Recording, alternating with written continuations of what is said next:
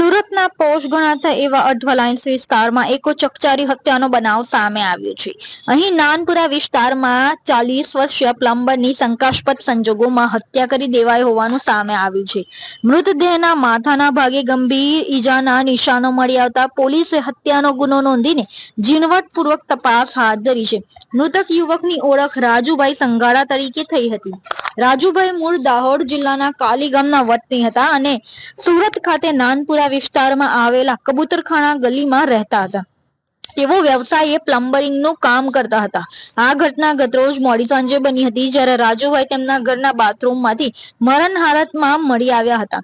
પરિવારજનોને આ અંગે જાણ થતાં તાત્કાલિક પોલીસને જાણ કરવામાં આવી હતી. પ્રાથમિક તપાસમાં પોલીસને જાણવા મળ્યું કે મૃતક રાજુભાઈના માથાના ભાગે ગંભીર ઈજાના નિશાનો હતા, જે સ્પષ્ટ રીતે હત્યા તરફ ઇશારો કરે છે. કોઈ તીક્ષ્ણ કે ભારે વસ્તુ વડે તેમના માથા પર ઘા કરવામાં આવ્યા હોય તેવી શક્યતા છે. બનાવની ગંભીરતા જોતા જ અઠવા લાઇન્સ પોલીસ સ્ટેશનનો કાફલો ઘટના સ્થળે દોડી આવ્યો હતો. પોલીસે ઘટના સ્થળનું નિરીક્ષણ કર્યું, પુરાવા એકત્ર કર્યા અને મૃતદેહને પોસ્ટમોર્ટમ અર્થે મોકલી આપ્યો હતો. પોલીસે અજાણ્યા ઈસમ વિરુદ્ધ હત્યાનો ગુનો નોંધીને આ કેસમાં આગળની તપાસ હાથ ધરી છે.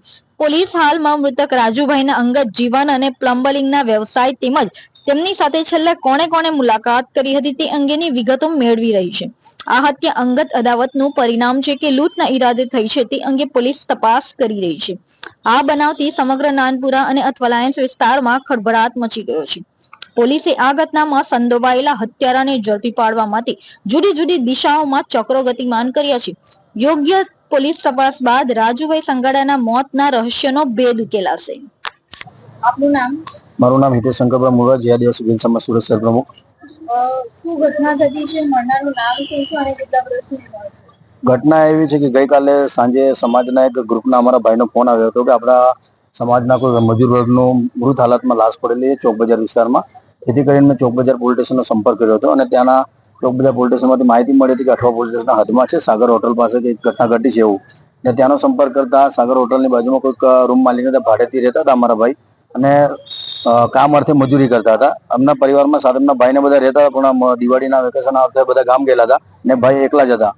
ઘટનામાં એવું કે જે ફૂટેજ ફોટોને એવું મંગાવ્યું અમે, એના આધારે એના મોઢા પર જે રીતના લાકડી કે ઢીક મૂકીને મારીને એમ ઘાયલ કરીને મારી નાખ્યો એવી હાલતમાં એની લાશ પડેલી.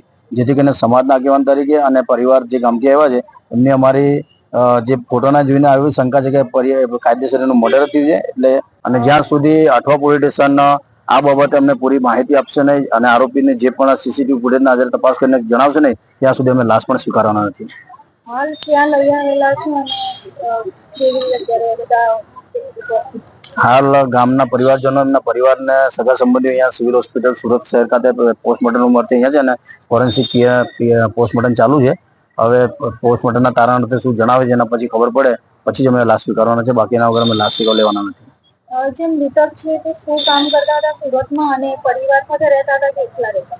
હાલ તો પહેલા તો પરિવાર સાથે જ હતા, પણ દિવાળીના જે કામ અર્થે હાલ કામ બંધ હતું એના સાથે પરિવારના ભાઈ બહેન હતા એમના, એ બધા ગામ ગયા હતા. એ ભાઈ એકલા જ હતા અને આ ઘટના ઘટી હતી. અને ભાઈનું નામ છે રાજુભાઈ દેવસિંહભાઈ સંઘાડા, જેઓ ઝાલોદ તાલુકાના કાલી ગામના છે.